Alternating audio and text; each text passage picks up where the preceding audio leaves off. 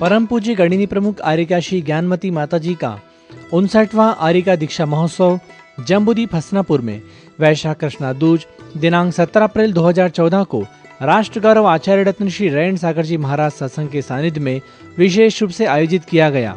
आइए सुनते हैं इस अवसर पर आचार्य रत्न श्री रेण सागर जी महाराज एवं पूज्य गणिनी प्रमुख आर्यिका श्री ज्ञानमती माताजी द्वारा प्रदत्त उनके विशेष विचार।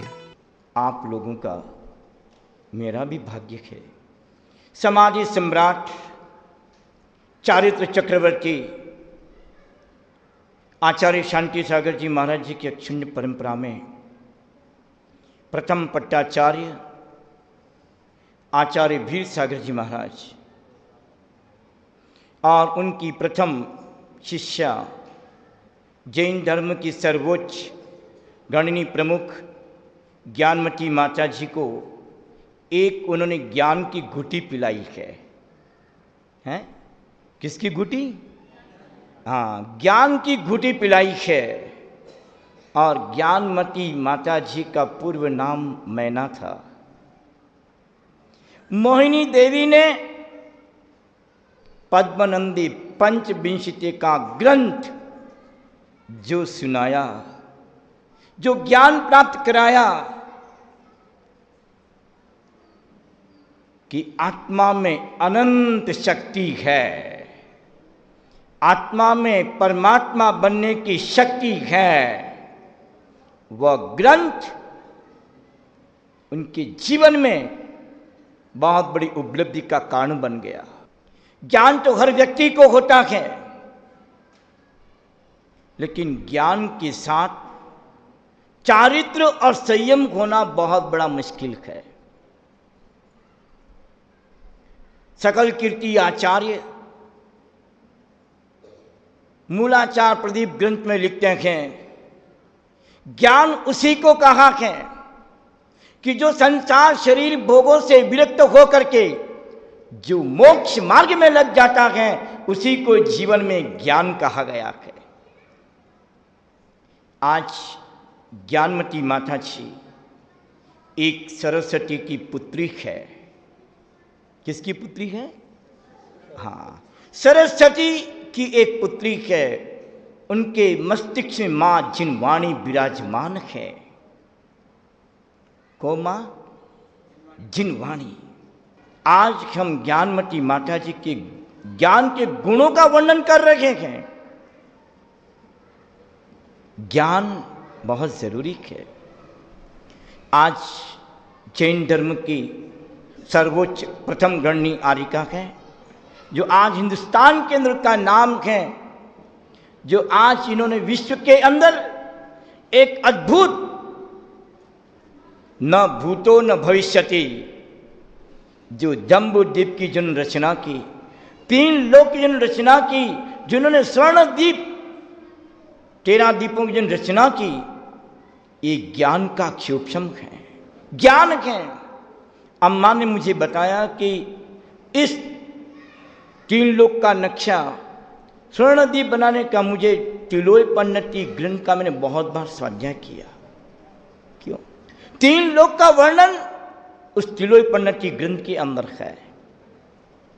तो मां सरस्वती की पुत्री है कि 18 साल के बाद वापस मेरा जम्बूद्वीप हस्तिनापुर में आने का सौभाग्य रहा। आप लोगों ने अम्मा के 59वां संयमोत्सव, आप दीक्षा महोत्सव, लेकिन मेरा चिंतन है कि संयम उत्सव, संयम की साधना करती रही, लेकिन चुल्ली का दीक्षा के भी दिन गिने जाएंगे। एक दिन मुझे अम्मा ने कहा कि मुझे 62 वर्ष हो गए। कितने वर्ष हो गए? 62 ईयर्स।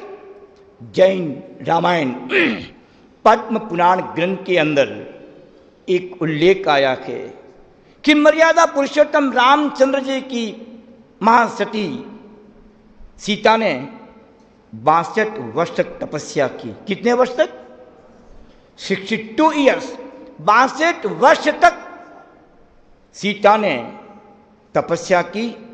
अंत में भेदाभेद रत्नेश्वर की आराधना करती हुई मंगल में समाधि पूर्वक मरण करके अभी 16वें स्वर्ग के अंदर प्रति इंद्र है। कौन है? 16वें स्वर्ग का प्रति इंद्र है। जब सीता ने 62 वर्ष तक तपस्या की तो हमारी अम्मा ने भी 62 वर्ष तक संयम की साधना कर रही है।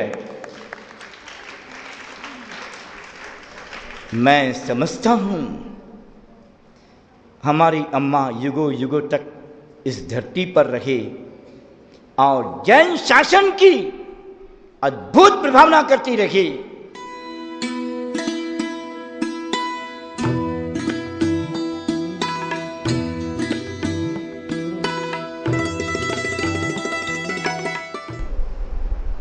भव्यात्माओं, श्री गौतम स्वामी कहते हैं जसंत्यम धमपहम नियच्छे, जिनके निकट में, जिनके पास में मैंने धर्म पथ को पाया है, तत्संत्यम बेनय्यम पमुंजे, उनके प्रति मैं पूर्ण विनय करता हूँ। कैसा? कायेन वाचा मनसा विनित्यम सक्कारयेतम चिरपंचमेण, मन वचन काय पूर्वक, मन से, वचन से और काय से पंचांग नमस्कार करके मैं उनकी विनय करता हूँ, पंचांग नमस्कार करता हूँ। ऐसे गौतम स्वामी, इन दिनों मैं महत्वपूर्ण गौतम स्वामी की वाणी का संकलन कर रही हूँ कि गौतम स्वामी ने कहा क्या कहा है। यानी साक्षात आपके पास जितने भी ग्रंथ लिखे हुए मिलेंगे सभी पंचम काल के आचार्यों के हैं। कुंद स्वामी भी पंचम काल में हुए, धरसेन आचार्य, भूतबली पुष्पदंत आचार्य पंचम काल के हुए। वो परंपरागत भगवंतों की वाणी ही मानी जाती है, परंपरागत। लेकिन साक्षात भगवान महावीर स्वामी के समोशरण में 30 वर्ष रह कर के और उन्होंने जो भव्यों को धन रूपी अमृत पिलाया, धन रूपी अमृत का पान कराया, ऐसे गौतम स्वामी उन्होंने जो कुछ हमें दिया है वो भी आज उपलब्ध है। इसे बहुत हो सकता है बहुत से लोग जैन नहीं जानते हों, लेकिन बहुत कुछ उपलब्ध है। उनकी प्रथम रचना जयतु भगवान आदि चैत्र भक्ति स्तोत्र पाठ, उनका प्रतिक्रमण पाठ जिसको हम लोग शाम को और सुबह पढ़ते हैं, पाक्षिक प्रतिक्रमण करते हैं, और श्रावक प्रतिक्रमण, ये उनकी रचनाएं आज हमें उपलब्ध हैं। उसमें बहुत कुछ है, यानी बहुत कुछ तो क्या, पूरा जैन वाङ्मय भरा हुआ है। एक एक पद उनके, एक एक अक्षर उनके अनंत अनंत अर्थ से गर्भित है। मैं उसी पर आजकल चिंतन करती रहती हूँ और उसी का संकलन। उन्होंने जो कहा सुदम्य आउस संतो, हे भव्यात्माओं, मैंने सुना है किनसे? भयवदा महावीरेण, भगवान महावीर जो सर्वज्ञ और सर्वदर्शी थे उनसे सुना है। और वो जो विनय प्रदर्शित करते हैं। तो मैं भी आज चिंतन कर रही थी कि मेरे जीवन में भी जिनके निमित्त से मैंने धर्म पथ पाया वो ग्रंथ है, आचार्य श्री ने अभी नाम लिया है, पद्मनंद पंचविंशति का। माता जन्म देती है, बहुत बड़ा उपकार है, लालन पालन करके बड़ा करती है, बहुत बड़ा उपकार है, सब कुछ देती है, सब कुछ करती है। लेकिन सबसे बड़ा उपकार मेरी माँ ने जो किया है, शायद ही भारतवर्ष में बहुत कम ऐसी माताएं होंगी कि मोक्ष मार्ग में लगने में मुझे सहयोग देना। पहले तो स्वाध्याय की प्रेरणा दी। उनका नियम था कि बिना स्वाध्याय किए भोजन नहीं करना, पानी नहीं पीना। तो जब जल्दी रसोई में चली जाती तो मेरे से कहती, बेटी तू पद्मनंदी पंचविंशति का कहा, हमें एक श्लोक सुना दे, उसका अर्थ सुना दे, मेरा स्वाध्याय का नियम पूर्ण हो जाएगा। वो स्वयं भी करती थी, लेकिन कभी कभी मुझे सुनाने को प्रेरणा देती। मुझे अच्छा लगा तो मैंने उसे एक नहीं, दो नहीं, कई बार पढ़ा। वो पद्मनंदी पंचविंशतिका उनकी प्रेरणा, और भी अनेक धर्म ग्रंथों को पढ़ने की प्रेरणा। पुनः जब मैं मोक्ष मार्ग में लगी, यानी घर छोड़ने का संकल्प लिया, बहुत बड़ा संघर्ष था। लेकिन उस समय वो घटना मुझे याद आ जाती है कि जिस समय शरद पूर्णिमा के पूर्व दिन, यानी आश्विन शुक्ला चतुर्दशी थी, आचार्य देशभूषण जी महाराज का केशलोच था बाराबंकी में। मैं भी अपना केशलोच करने लग गई बैठ करके। सब लोग घबरा गए, क्या हो रहा है, क्या हो रहा है, क्या हो रहा है। बोले पकड़ो, रोको रोको, सब करने लग गए। लेकिन किसी की हिम्मत नहीं थी जो बालिकाओं को, कुंवारी लड़की को हाथ लगाए। एक समय मेरी माँ के मामा खड़े थे वहीं बाराबंकी में, उनका नाम था बाबू राम जी। आचार्य महाराज बोले, बाबू राम जी, आपकी तो भांजी की बेटी है ना, आप पकड़ लो हाथ, रोक दो। रोक दिया, चलो केसलो रुक गया।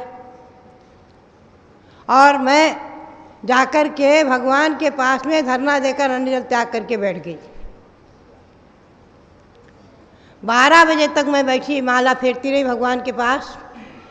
मंदिर वालों ने आकर कहा, समाज के पंच लोगों ने, कि बेटे बाहर निकलना होगा, अब मंदिर बंद करना है, 12 बज गया, बाहर निकलो, बाहर निकलो। मेरी माँ मुझे पकड़कर बाहर लाई, घर ले गई जहाँ ठहरे थे। और मेरे पिताजी की बुआ का घर था, वहाँ ठहरे थे, ले गई। पूरी रात मेरी माँ और बेटी का संवाद चलता रहा। वो मुझे समझाती थी कि ये त्याग मार्ग बहुत कठिन है, पंचम काल है, और तू इतनी छोटी बालिका, ना नीचे कोई संरक्षण ना ऊपर, क्या करेगी तू। आचार्य महाराज ने कहा, ऐसे संघर्ष के बीच में मैं दीक्षा नहीं दे सकता, उठाओ, गाड़ी में रखो, ले जाओ।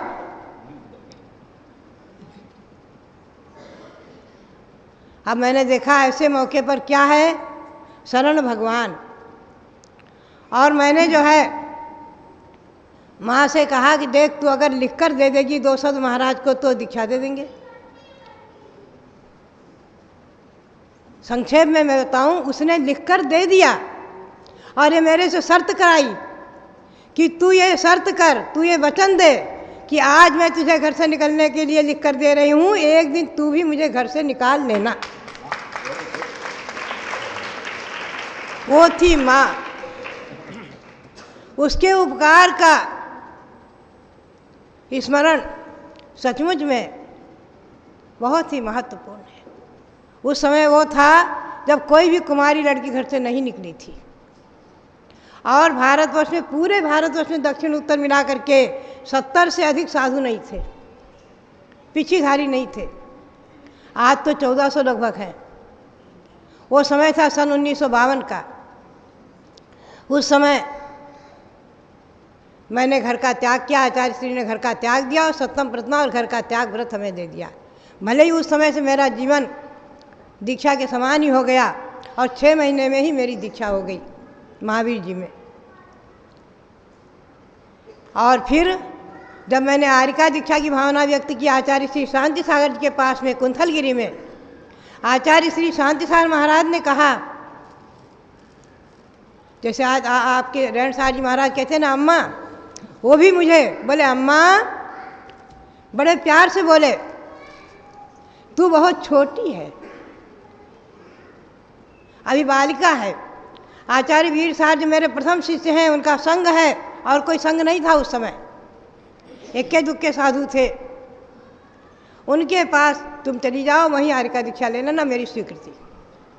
और आचार्य देशभूषण जी ने भी कहा, लिखकर भिजवाया कि आचार्य श्री वीर साहब से दीक्षा ले ले, क्योंकि उनके संग में आर्यिकाएं हैं, मेरे संग में कोई आर्यिका नहीं।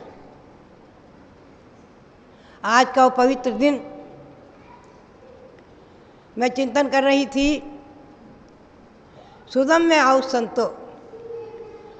गौतम स्वामी कहते हैं भगवान महावीर से मैंने सुना है, और मैं कहती हूँ सचमुच में मैंने आचार्य शांति सार महाराज से सुना है और आचार्य वीर सार महाराज से सुना है।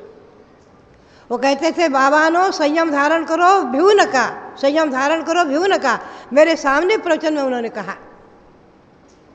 आज ये 62 वर्ष हमें हुए, सचमुच में हम मेरा चिंतन चलता रहता है कि हे भगवान, जैसे आज तक निराबाध संयम की रक्षा हुई है, सम्यक तो संयम और समाधि ये तीनों चीज़ें दुर्लभ है, उसी प्रकार से आगे अंतिम क्षण तक संयम की रक्षा हो। पूज्य माताजी के 59वें आर्यिका दीक्षा समारोह के अवसर पर विशेष सौभाग्यशाली भक्तों ने आचार्य रत्न श्री रैन सागर जी महाराज एवं पूज्य माताजी का सर्वप्रथम पाद प्रक्षाल कर उनके करकमलों में नूतन पिच्छिका व शास्त्र भेंट किए।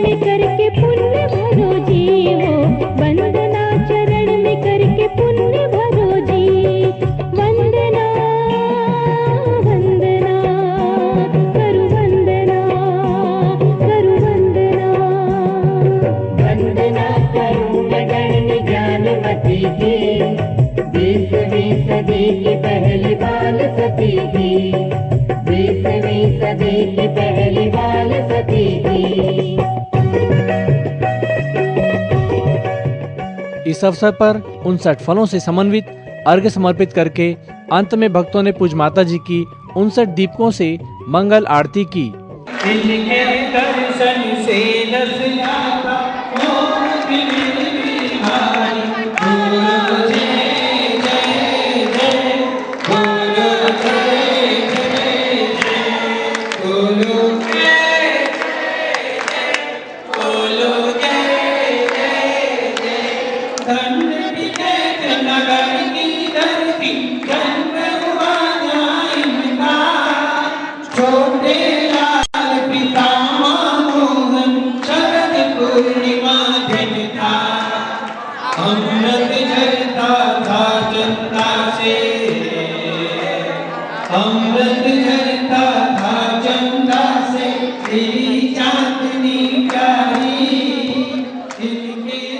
इस प्रकार पूज्य गणेश ज्ञानमती माताजी का 59वां आर्यिका दीक्षा महोत्सव जम्बूदी फसनापुर में दिनांक 17 अप्रैल 2014 को विशेष आयोजन पूर्वक सानंद संपन्न हुआ। किसी भी जानकारी के लिए संपर्क करें दिगंबर जैन त्रिलोक शोध संस्थान, जम्बूदी फसनापुर, मेरठ, उत्तर प्रदेश। Mobile number